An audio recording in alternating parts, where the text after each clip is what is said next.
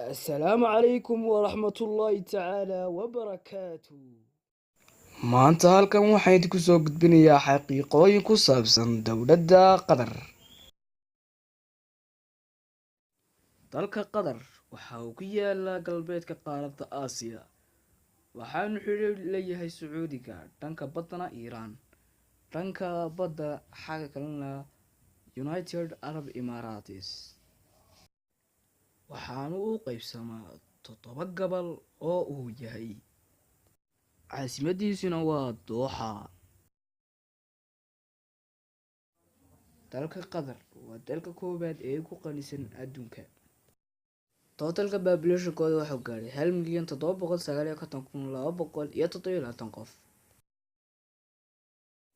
shirkadda dawli ee laga leeyahay dalka qatar waxay ka shaqeysaa 17 dal oo la ictiraafsan yahay, waxayna leedahay 170 milyan oo macaamiil ah.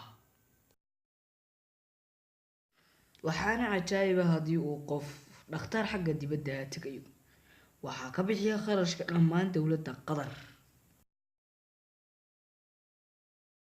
mar la weydiiyey wasiirka wasaaradda arrimaha dibadda ee dalka qatar arrintan ayaa waxa uu ku jawaabay, dhulkanu waa dhulkaygii, ciidana waa ciideygii, markaa xaq ayaa uunu leenahay inaanu ka bixino qofka tegaya dhakhtarka dibadda, waayo qofkan waa qof muwaadin ah.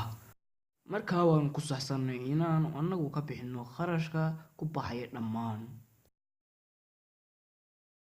dowladda qatar waa dowladda keliya ee leerhka iyo biyuhu lacag la-aan yihiin.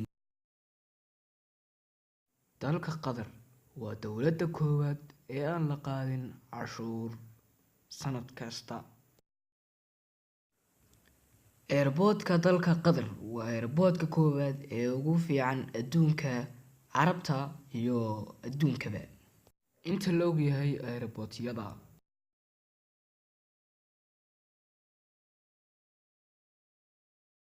ninka u bixiyey qatar dowladda waa sheekh jaasim bin maxamed al-thani, waxayna qaadatay qatar xornimada 1912 kowdii Sebtembar. nidaamka ay ku dhamaana waa boqortooyo, guriga laga xukumana waa baytul thani, waana dalka koowaad xagga federaalka ama qaybsiga, waana wadanka ugu dakhliga badan caalamka iyo bariga dhexe ama carabtaba, waana wadanka koowaad ee ugu qanisan caalamka iyo carabtaba, waana wadanka koowaad ee carabta ugu fiican waxbarashada, waana wadanka 6aad ee adduunka caafimaadka ugu fiican inta la ogyahay wadamada adduunka. shirkadda qatar airways waa shirkadda koowaad inta la ogyahay shirkadda kaliya ee kobaceedu sii ballaaranayo adduunka,